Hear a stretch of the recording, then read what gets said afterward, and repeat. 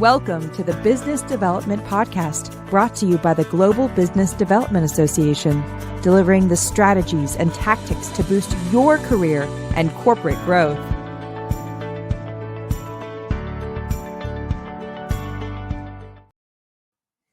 Hello, BD pros, and welcome to the Global Business Development Association podcast called What is Business Development? Let me ask you, have you ever felt awkward wanting to reach out to a friend or a colleague? You haven't spoken to them in a while, and so you didn't reach out? Well, if you feel like your networking skills appear disingenuous, but come authentically to everybody else, well, I have a fantastic guest today. He's the author of a wonderful book. It really speaks to what we do as business developers. Our guest is a geek of social science focused on weak and dormant ties. We'll get into that in a second.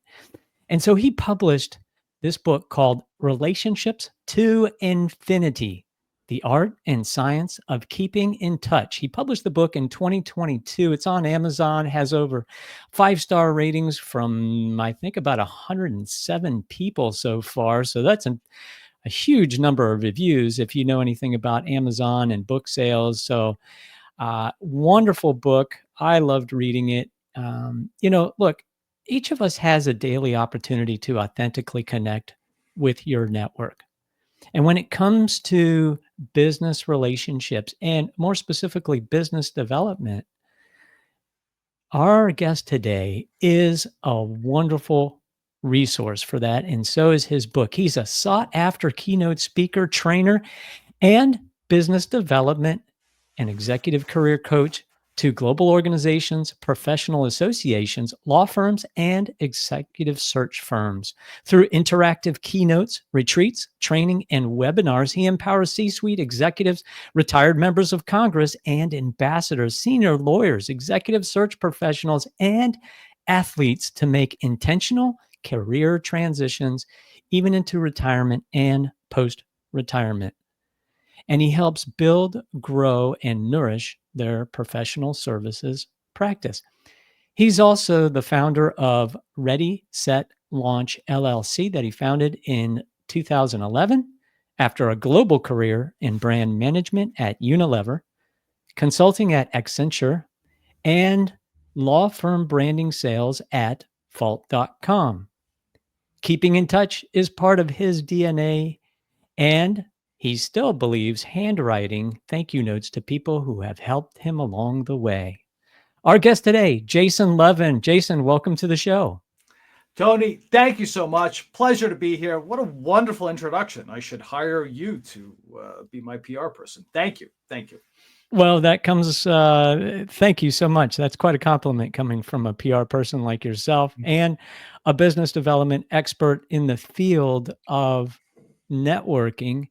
When I saw the title of the book, I was just so excited to read it because I am a big believer in that business development fundamentally is an exponential function. Sales and marketing are linear. Double the number of ads, you double the number of impressions. Double the number of cold calls, you'll double the number of meetings.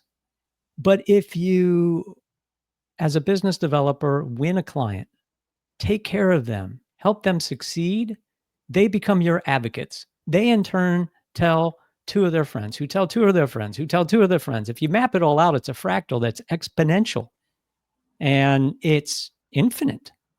And it's so exciting to have you on the show today, Jason, to show us how we can get to that exponential, infinite return through our network. So tell me a little bit, Jason, how did you get into the field of business development? It started in 7th grade, Tony, where I saw an opportunity where my classmates liked candy. And so I noticed there was a need. And so I started selling Tic Tacs to my classmates. And my mom would take me to the Costco or the BJ's, and I would buy my Tic Tacs for the week, and I would sell them on the bus and at my locker. And I started to recognize that Of course, orange was the most popular. And I was probably grossing about $25 or $30 a week just in Tic Tac sales. And there got to be a point in this journey of selling Tic Tacs, there was a line at my locker of people that were waiting to buy their Tic Tacs. And my social studies teacher saw what was like, why is this happening? And he's like, all right, you're shut down. And so much so he was also in charge of the morning announcements. So the next morning, over the middle school loudspeaker, they announced that the Tic Tac Man was out of business. And so that was my nickname for the rest of middle school and high school. And this also happened right before Halloween. So my mom and I put together a costume. I came in as a Tic Tac box. And so that's where it all started. I was like, wow, there's this opportunity. And it's like, oh, if you just provide that in an easier way, then you can make money. And so I was always, after that Tic Tac moment, I'm like, all right, well, what other things do people need and how can I provide that? I love that story. The Tic Tac guy. All right. Well, folks, we're here with the Tic Tac guy today to take us to infinity and beyond with his book. Way beyond Tic Tacs, folks. We're going. He's selling hardcore books on networking, and you're selling them like Tic Tacs, I'll tell you. So let's peel back a little bit and get a sense of why did you write the book? I always was fascinated with this saying that we say keep in touch, but we don't act on it. And I was wondering, well, why? Why is it that we say this, phrase, keep in touch, when really we mean goodbye?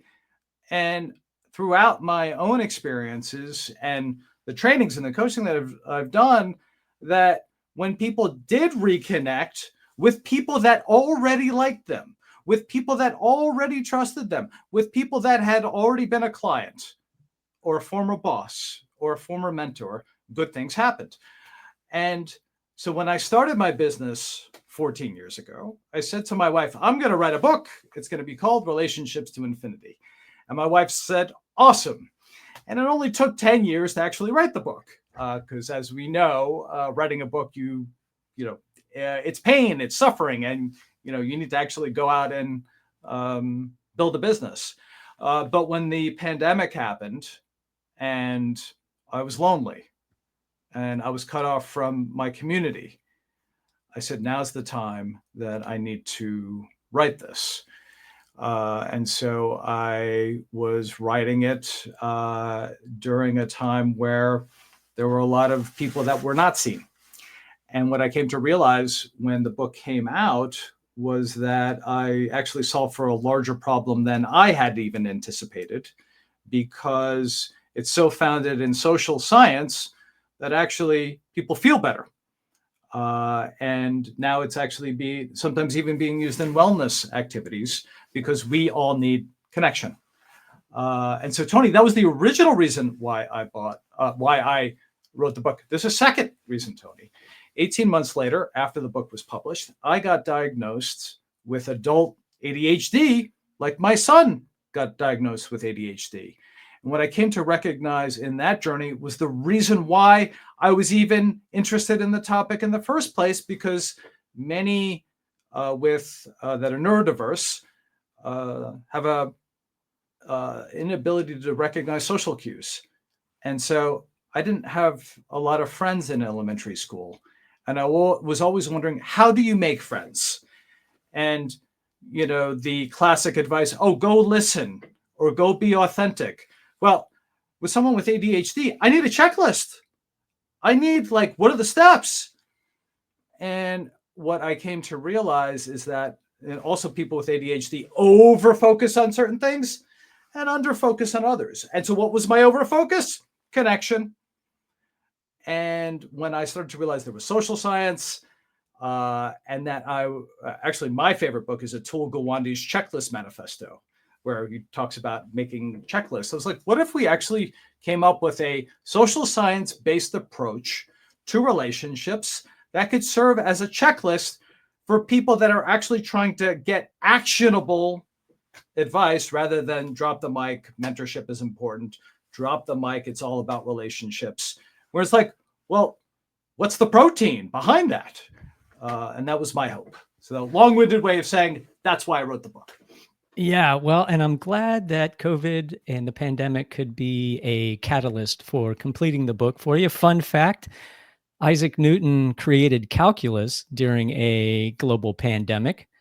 And so, folks, don't worry. There's no calculus in Jason's book, but there is a lot of great social science to help prove why you should do networking, how to do the networking, backed by science, adding the protein to a lot of that sugary fluff you often hear of just go out and make friends. Yeah, that sounds simple. So, Jason, let's break down the book into your top 3 takeaways, top 3 tactics that folks can follow. What would be number 1? I think number 1 is really, and you had started this at the intro, is to understand your weak and dormant ties.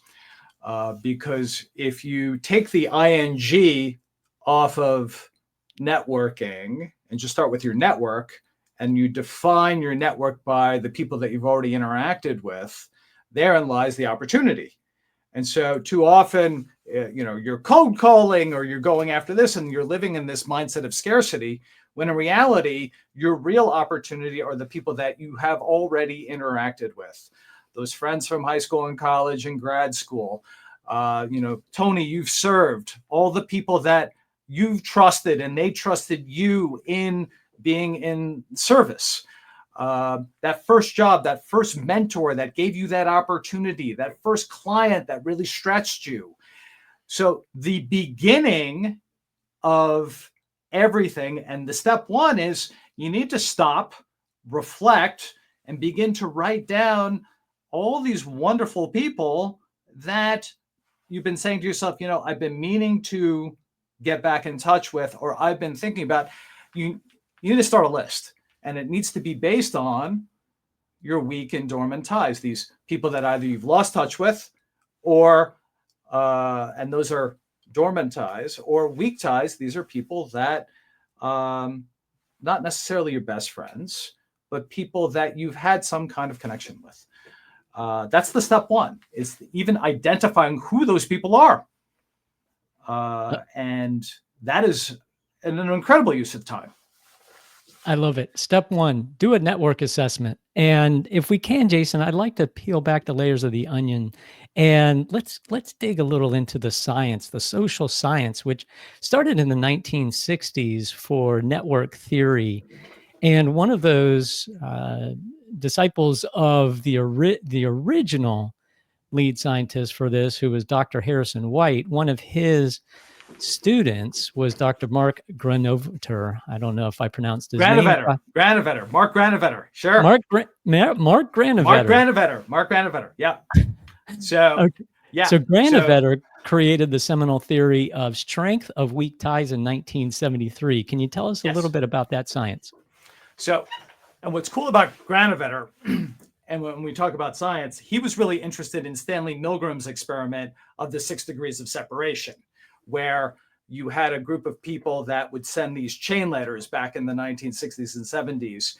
And the ones that sent the chain letters to not people they knew very, very well, but their cousin or their casual acquaintance, the letter got to that stockbroker in Boston in 6 touches, right? And so that's where 6 degrees of separation comes from.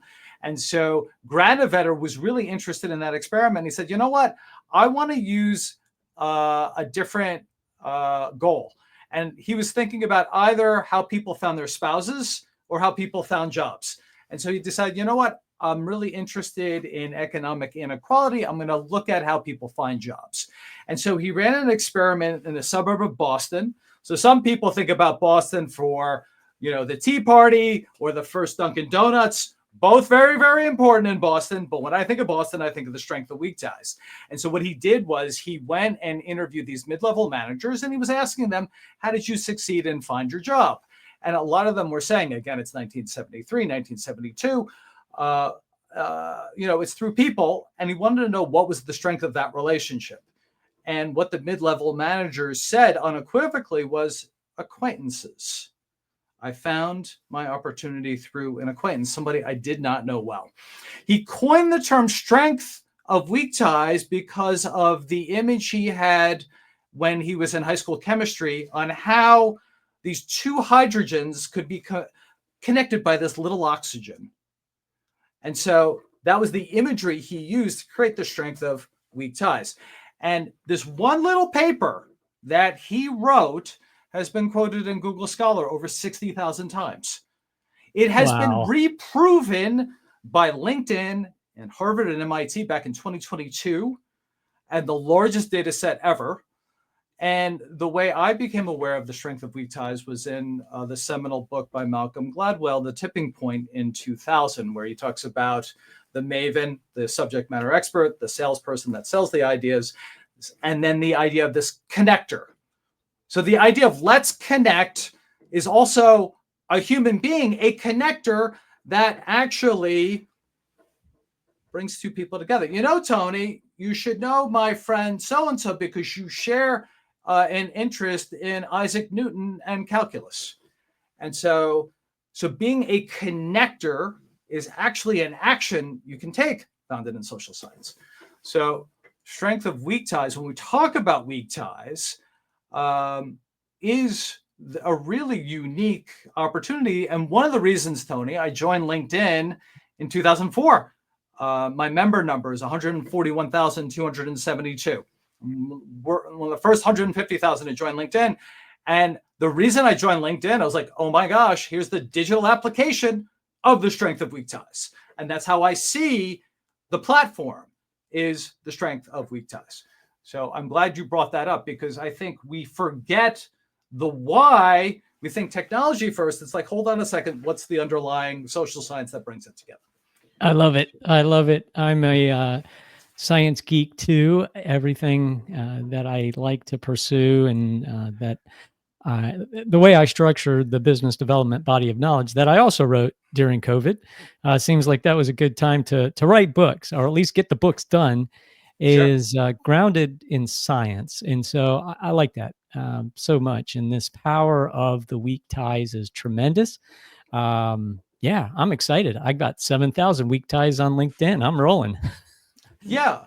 And so, when you talk about those multipliers, I think weak ties, because they're not top of mind, it's kind of like, you're talking about level one, identify those weak ties. And then secondarily, well, how are you blocking time for your weak ties? Show me your calendar invite.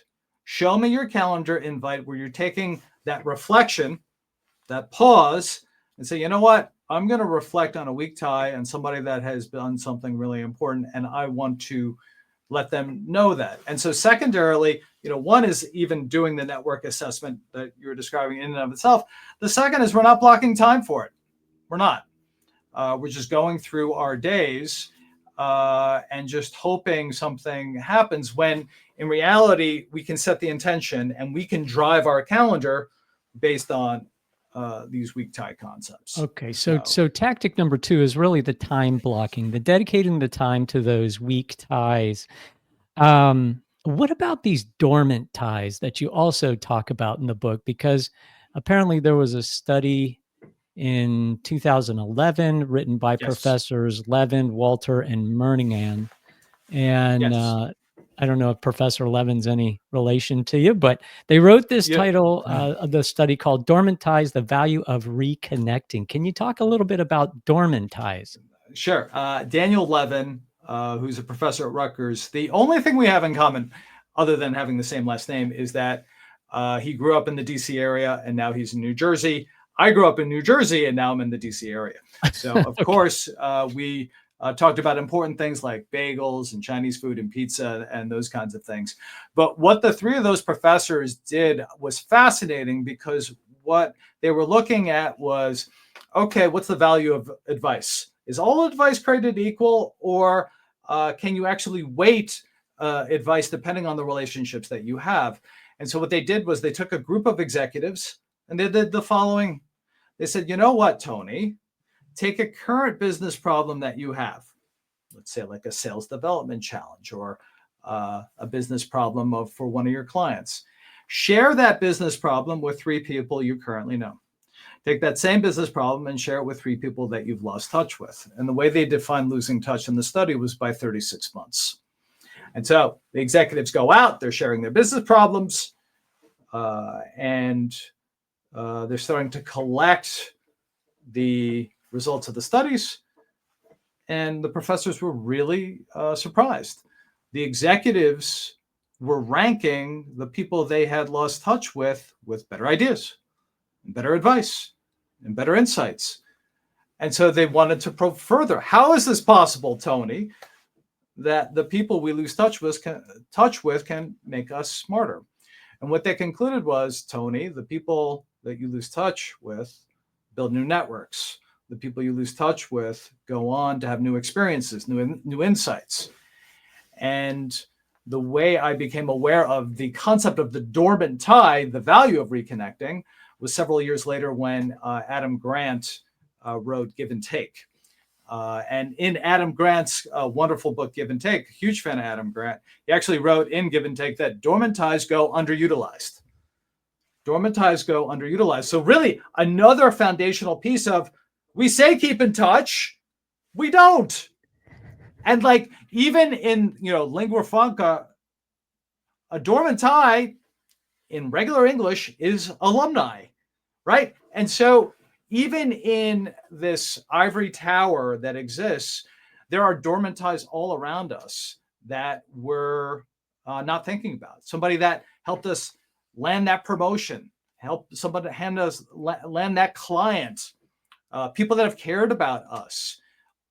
I think the hardest part, and you're talking about the pandemic, is that the only thing that really just happened was probably life, and things just fizzled. So yes, so when you think about your network, it's really a series of quadrants between weak and dormant ties.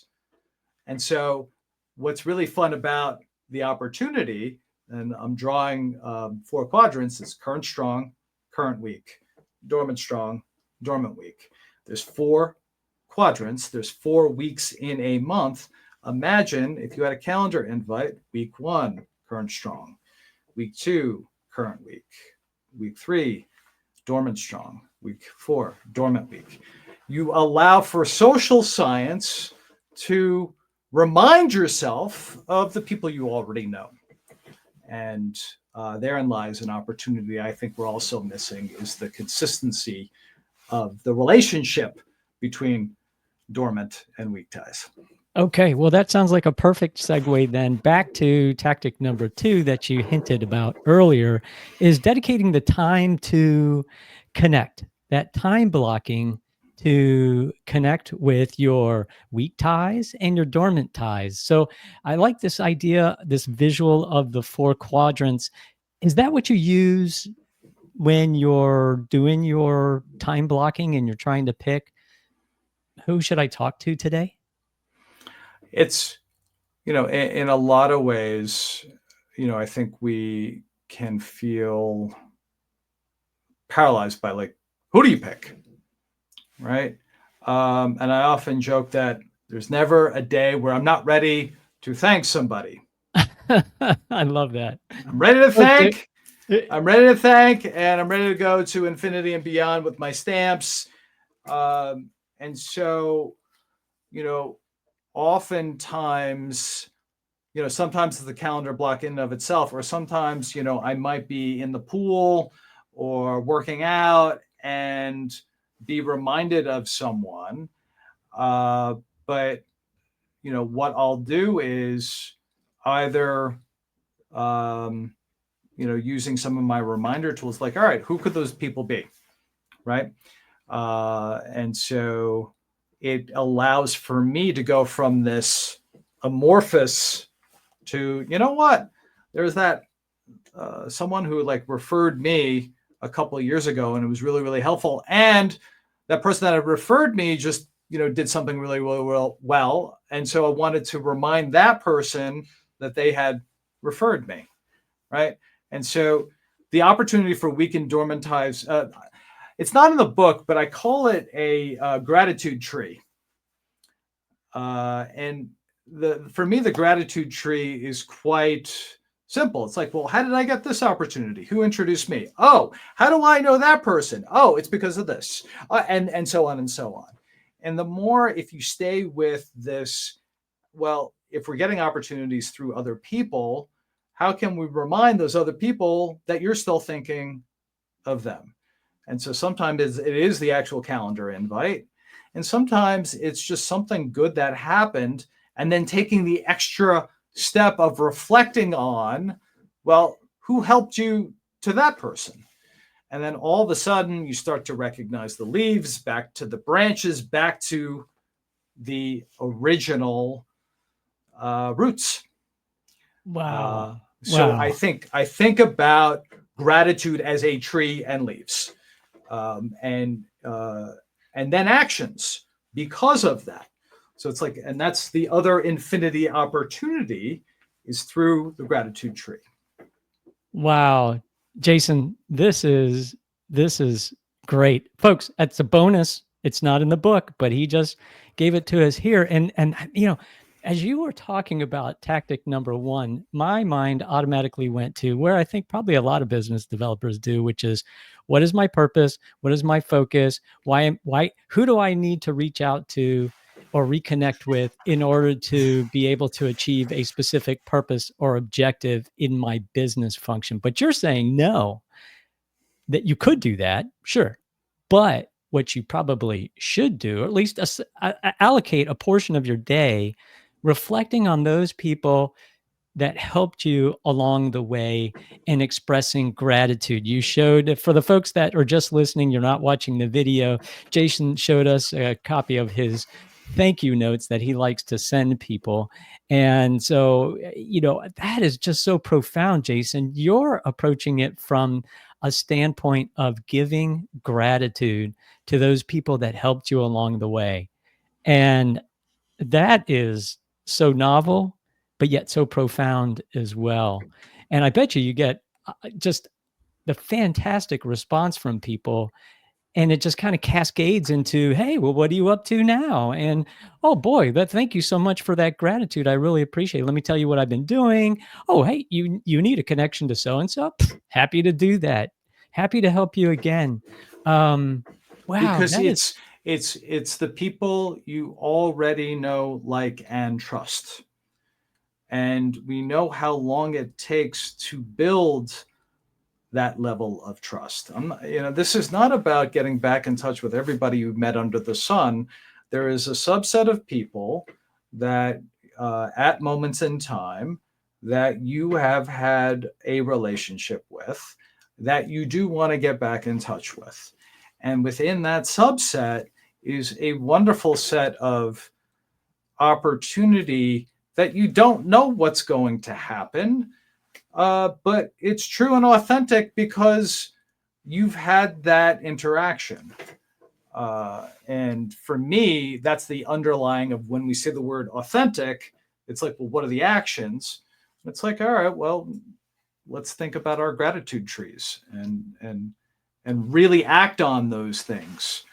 And that's where the joy becomes. Yeah. And what I really like, Jason, is it's a double whammy, right? Because you're focusing on the people that helped you somewhere along the way. You're expressing gratitude to them. And what you're essentially doing is, that's the acid test for finding your connectors as well, right? So these are folks that you had deep ties with. They're distant. They were a connector, meaning they were powerful for that network effect to get you to infinity. And by virtue of the fact that they helped you, obviously they're a connector.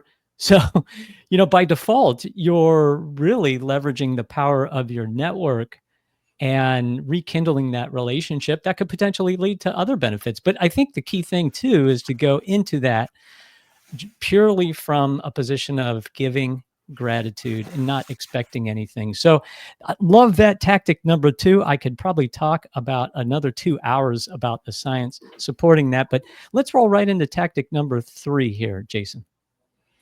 So then it's a function of, well, what's your action?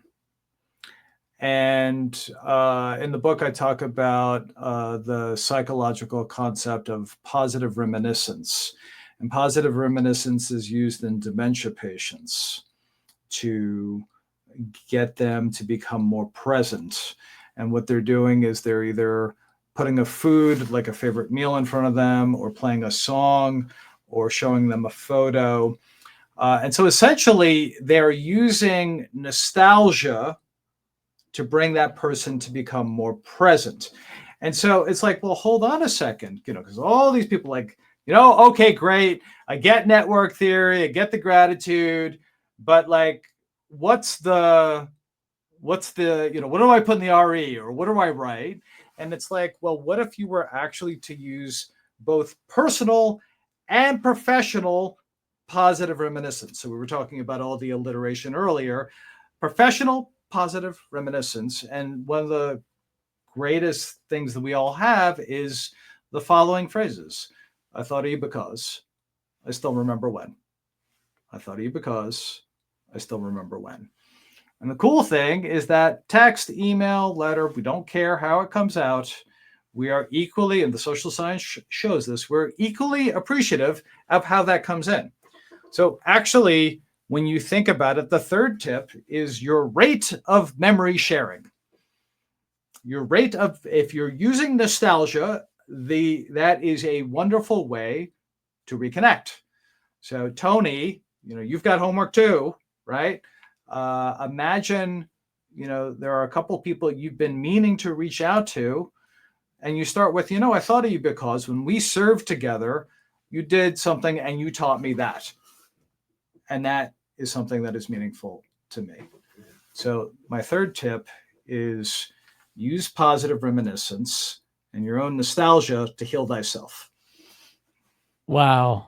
Folks, there's no doubt that as you reflect upon this podcast and what Jason has told us today, you will have some positive reminiscence. So let's unpack those top 3 tactics one more time. Tactic number 1 is conduct your network assessment. Who are your weak ties? Who are your distant, dormant ties? And step number 2, tactic number 2 is engage and reconnect with your distant ties who are connectors. Those people who connected you, provided some value to you, helped advance your career, gave you powerful insights, served as a mentor, whatever the case may be.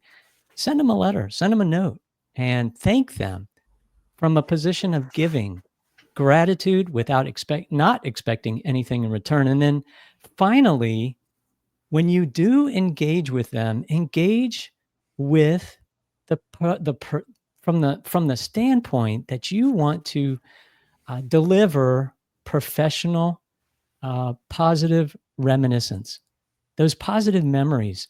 Maybe it's a picture of working together 3 years ago and having a great time. Send that, text it to him. Say, such great memories. Thank you so much for your mentorship. Really appreciated everything you did for me to accomplish XYZ. Thank you. Jason, how can folks reach out to you, follow your work? They can, feel free to follow me on LinkedIn. My website is readysetlaunch.net. I have a newsletter that gives tactics and tips on keeping in touch. I often joke about everybody has the opportunity to start their own keep in touch party. So either via readysetlaunch.net, you can find me. Also, you can also find the book wherever books are found online. Relationships to Infinity: Art and Science of Keeping in Touch. It's in print, it's in audio, and it's also an ebook. So those are some ways they can interact with me.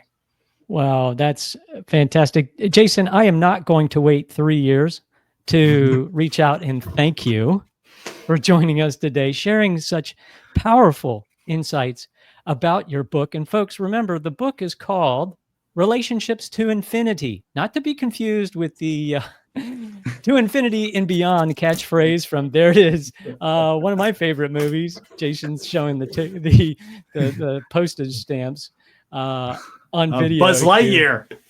Jason, this has been so fun talking to you, so fascinating talking to you. Thank you for everything that you do for the business development profession. Thank you, Tony. Keep in touch. Thank you for listening to the Business Development Podcast. Join our free community of corporate partners and business development professionals advancing the art, science, and ethics of the business development profession at gbdassociation.org.